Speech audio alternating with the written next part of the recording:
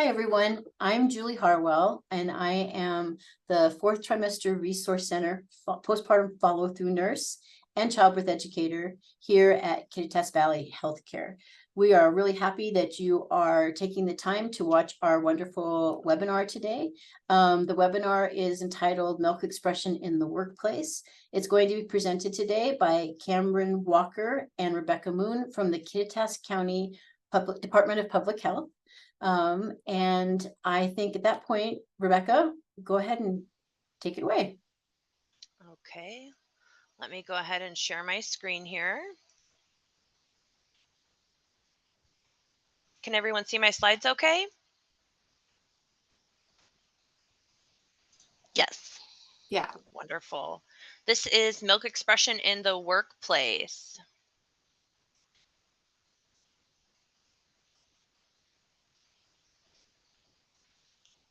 There we go. Julie, if you would like to talk about some fourth trimester center resources first.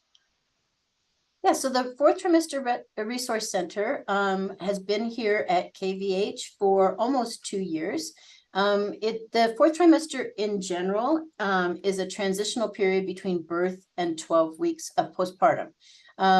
It's a time of intense physical and emotional adjustment for the mother-infant dyad and for the entire family. The fourth trimester center here provides birthing and family education. Family education, including grandparenting education, and follow-through care in that early time between discharge, between care in the hospital and the first primary care visit that parents and infants receive. We also, under this umbrella of the fourth trimester resource center, is included our lactation and support services. We have an IBCLC, internationally certified lactation consultant, available to us, who is here in the fourth trimester center. And we also think of ourselves as being able to provide other additional resources for the mother-child dyad and for the family. We are, hang on a second.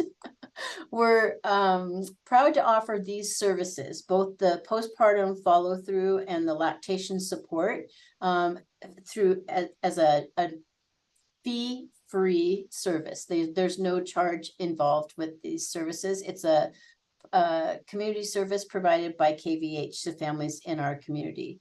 It's important to us that every mother, every family has access to information and support so that parents can feel confident in feeding their new baby and in caring for their new family. That's it. We presented information, more detailed information about the fourth trimester resource center to the Kittitas County Breastfeeding Coalition. I'm not maybe like a year and a half ago, maybe even more. And this is, if you look down here, you can see the link to that recorded Zoom session if you're interested in seeing that presentation, which was quite a bit more information about the fourth trimester center. Mm-hmm. Okay, as I said, I'm Rebekah Moon. I work at as a health promotion specialist at the Kittitas County Public Health Department. First, we're going to talk about the importance of human milk. So why is breastfeeding important? Human milk provides many health benefits for both the parent and the infant. Human milk is uniquely designed to meet the individual health needs of of each growing baby. For example, the benefits can include increased bonding, reducing the risk of ovarian and breast cancer in the mother, lower financial cost, reduce bleeding from the mom after birth. It helps protect baby from illness and infection, and provides complete nutrition for the baby for the first 6 months of life. There are several things that can contribute to whether or how long babies are breastfed. Some of those things include hospital practices, education, encouragement and support, access to community supports, and then policies or various supports in the workplace. Why is this important for employers? So supporting nursing moms at work can benefit the employer and the organization itself. Some of the benefits, some of the legal protections, for example, are being able to have a policy in practice. This protects the employer against legal troubles or fines. A lactation policy or lactation support program also helps managers and supervisors communicate clearly the importance of the lactation breaks and private lactation space to all staff, not just the nursing mother. This can potentially protect against harassment or negative behavior at work. Reduction in sick days. The science overwhelmingly shows that breastfed babies are sick less often. As a result, moms who breastfeed are significantly less likely to miss work in their infant's first year of life. The American Journal of Health Promotion reports that 1 day absence of care for sick children occur more than twice as often among parents whose infants are not breastfed. And if breastfed babies do get sick, they have fewer doctor visits, need fewer medications, and are less likely to be hospitalized. Research also shows that breastfeeding mothers are sick less often and therefore miss less work for their own health needs. Some retention value as well, and experienced workers. According to women'shealth.gov, women who receive support to express milk at work are more productive and loyal to the company. They are also more likely to return from maternity leave and often come back to work earlier. In a study of 5 different corporations with lactation support programs, 94% of employees returned to their company after maternity leave compared to the national average at the time of 59%. Um, this also can lead to less stressed mothers, which means more productive employees. The more you as an employer can provide accommodations and a low stress environment for employees, the more productive work the environment will be. We're going to start with the federal law, which is called Providing Urgent Maternal Protection for Nursing Mothers Act, or just the PUMP Act. The law went into effect on December 29th in 2022. This helped with some of the loopholes in the original law entitled Break Time for Nursing Mothers from 2010. This provided key workplace protections for nursing mothers. The Break Time for Nursing Mothers law required employers nationwide to provide reasonable break time, a private non-bathroom space for lactating employees to pump milk during the workday. The Pump Act covers businesses with 50 or more employees. It also covers employees from the time of birth up to 1 year. The Pump Act helped by expanding the legal right to receive pumping breaks in private space.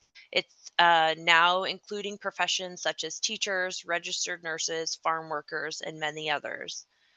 Also, now it is possible for employees to file a lawsuit against the employer that violates the right. Before the Pump Act became a law, employees who were harmed when their employer did not provide break time and space um, could not seek compensation in court. This also helps clarify that pumping counts as time worked when calculating minimum wage and overtime if an employee is not completely relieved from their work duties during the pumping break. So, employees' right to express milk are legally protected at the federal level, like I mentioned, and then also the state level in Washington. So, in addition to the federal Pump Act, Washington state has a workplace pregnancy accommodation law. This law is for all employers with 15 or more employees. It requires that employees provide breastfeeding employees with flexible schedules to pump, attend medical appointments, and reasonable accommodations, as well as a convenient private location to express milk, a space that's not a bathroom. These protections are up to 2 years after birth. The U.S. Department of Labor and Washington state law have a few requirements for the type of space employers provide. These include a functional space for expressing milk, meaning there's a chair and a flat surface for pumping equipment, a private space shielded from view and free from interruptions from the public and coworkers, a space that is available whenever the employee needs it, and it must not be a bathroom. Some additional considerations that the employer could do that would help the employee perhaps feel more supported and more relaxed are, um, in the space, you could have an outlet for electrical pumps, close access to a sink for hand washing and cleaning pump parts, cleaning supplies to clean the space in between uses, a hospital grade double electric pump, or a locker and hook to store belongings during pumping. If the business location does not have a space available, the employer will work with the employee to identify a convenient location and work schedule to accommodate their needs. Hi, I'm Cambron Walker. I also work as a health promotion specialist at the Kittitas County Public Health Department. So sometimes finding a designated lactation space can be challenging for employers. And while it is an option, the law does not require employers to provide a permanent lactation room. So many businesses use a flexible space, giving breastfeeding employees temporary access to a space like a manager's office or supply area. And some businesses may not have enough physical space, but maybe there's a neighboring business nearby that has a room. In industries like large farms, they may need to provide a mobile space like a pop up tent or a car windshield cover. And if there's still private space like partitions or screens, a room could be set up for multiple breastfeeding employees to use.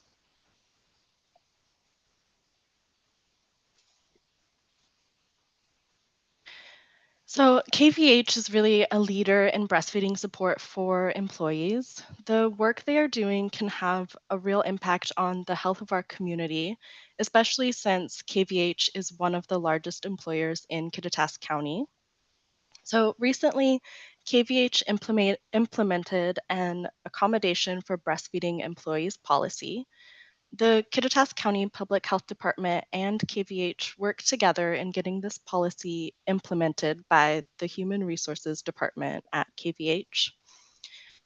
To support the implementation of the policy, we purchased hospital grade pumps and kits to be used in the birthing center and by breastfeeding employees at KVH.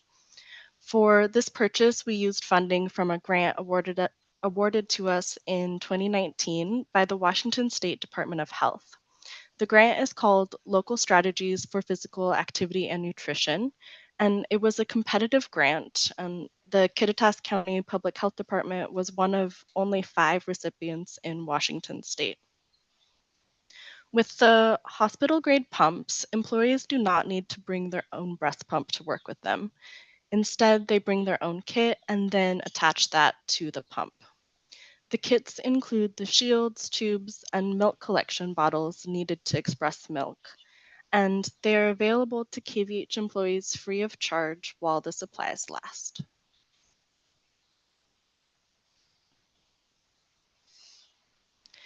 So in this picture, you can see the lactation space at KVH Hospital.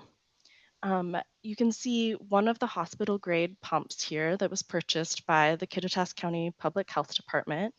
This pump stays in the room and is available to anyone that has a compatible kit, like we mentioned earlier.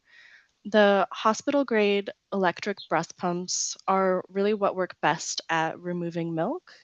The problem is that they're expensive and they're not typically covered by insurance. Breast pumps are covered by health insurance through the Affordable Care Act, but that doesn't mean that electric breast pumps are covered. So, for example, Apple Health covers one manual breast pump per lifetime. And while manual pumps are good for occasional use, electric pumps are really best for moms who pump at work. And providing the hospital grade pump gives employees a convenient and even more effective way to express milk at work.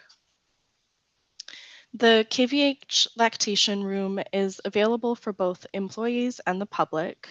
And there are several things about this space that work well for a lactation room. So, first of all, it's not in a bathroom.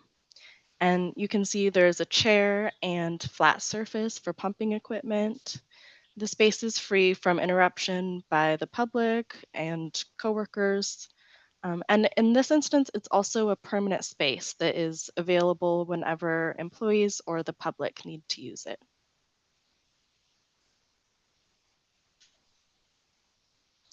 So breastfeeding accommodations benefit the employer and the family. As we mentioned earlier, employers may see things like lower health costs, turnover rates, and better employee satisfaction. It's important to talk with an employee about their needs, and then plan together to meet those needs while following state and federal laws. You don't need to provide a hospital grade pump or a permanent space to accommodate an employee. However, having a company policy is really helpful in showing all staff the importance of lactation breaks and a private lactation space. When breastfeeding employees know there is a plan in place to feed their baby, it helps relieve some of the stress of returning to work. If you have questions about how to write a policy, or you don't know where to start, we are here to help. We'd love to help you write a policy or answer any questions you have about milk expression in the workplace. You can feel free to reach out, or our contact information is also here on this slide. And I also want to point out for today that the slides are available with links for further information. They are a great resource to use, and if you're interested in contacting us or learning more about a particular topic that was discussed today. Lastly, we just want to share about the Kittitas County Breastfeeding Coalition. They meet every third Wednesday of the month from 9 to 10:30 a.m. And sometimes they meet virtually and sometimes in person. If you would like to attend or get more information, you can contact us through the email or visit the webpage. And if you're interested in learning more about milk expression or joining in on what our community is doing, Kittitas County Breastfeeding Coalition is a great place to start.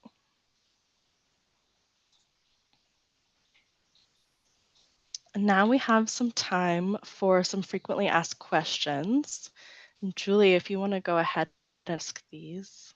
Yes, so thanks for all that great information. I'm wondering, how much does it cost to create a lactation space? Yeah, so in this instance, it really depends on the needs of your business or company. If you convert an existing space into a lactation room, it may not cost the business anything at all. To convert an existing room, you might need to buy supplies like furniture, like a table or chair. And some spaces might also need to have a lock installed so that they are private for the person using them. And then for outdoor workplaces, a pop-up tent or a new portable restroom shell, so something that doesn't have the toilet parts with it, can be an inexpensive kind of like movable option. So the price can really vary, but it's also something that can be done in a really affordable way. That's great.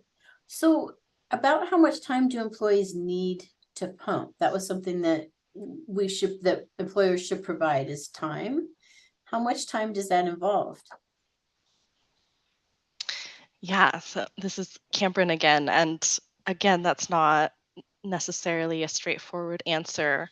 The Washington State Department of Health shares that employees will need flexible accommodations for pumping. It's not always a one size fits all situation. It really depends on the medical needs of the person. But if you're talking about, on average, it takes about 15 to 20 minutes to pump. If we're assuming that the maternal or that the mom or the infant aren't experiencing challenges with feeding. And then on top of that 15 to 20 minutes, you also need to account for any time for travel, setup, or cleanup. And that's all in accordance with the law. So the entire pump break might take 30 to 40 minutes, assuming the location for pumping is convenient. Mhm. And and then it's also important to consider that any person who is nursing will need to express milk as frequently as their own baby eats, and that could mean every 2 to 3 hours during the workday. And employers are not required to pay employees for additional time outside of the mandatory breaks, but they are required to give a flexible schedule to accommodate the medical needs. That's a great point. So I noticed that quite a few times you mentioned that this space should not be in a bathroom. Why should Yes. why do employees not have to use a bathroom to pump breast milk, to express breast milk? That's a great question, Lee. I'm Rebecca. Bathrooms are a place to eliminate waste from the body and to wash hands after to prevent the spread of germs and diseases. Breast milk is food and should be handled in the same way as other food is handled. No one would be willing to prepare their food in the bathroom. So, this includes breast milk, which is food for your baby. Bathrooms are not a sanitary place to prepare and handle foods of any kind. Very true. Um, so this is all really interesting information, and I imagine a lot of people will be watching this and thinking and getting some ideas about how they can encourage their employers to implement these spaces. Where could Mhm. you find more information about the laws related to breastfeeding at work? Um, there are several places. So on the U.S. Department of Labor website, CDC has a lot of information as well. United States Breastfeeding Committees and healthcare.gov. Those are great places to start. Also, the presentation slides that we'll make available at the end, we'll make that available with links that we use for all the information. So you can research some of that further as well. Great. I imagine there are many more questions from other. We're always here to answer them if anyone has more questions. That's great. Good. We would like to give a special thank you to Rosika Steele at the Fourth Trimester Center as well, and then Maggie Amos at the Kittitas County Public Health Department for their wonderful contributions on the work that we've been doing here. Thank you. Well, thanks so much for taking the time to putting this all together and presenting this topic.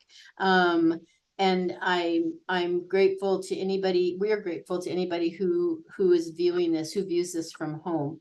To anybody who's watching this webinar, we're really happy to be able to present these educational webinars to the public through free webinars to the public. And if you have suggestions for future webinars, we sure would like to hear them. If you would like more information about what's offered through birth and family education at KVH, or any more information about the Fourth Trimester Resource Center, you can visit our website at kvhealthcare.org and look under the family birthing place. Everything that we have posted is updated, and there's a lot of information. It's an excellent website and will give you a lot of thorough information. And then the Kittitas County Public Health Department will link files. If I'm saying that right, to this presentation. There'll be links in the slide, Links in the presentation slides that'll be for this available. presentation, if you'd like to be able to look at this in your own time, also look more into this. So thank you guys for being here. Thank you, Thank women, you for so being much for having us. and for Thank you doing for this. having us. Great. Awesome.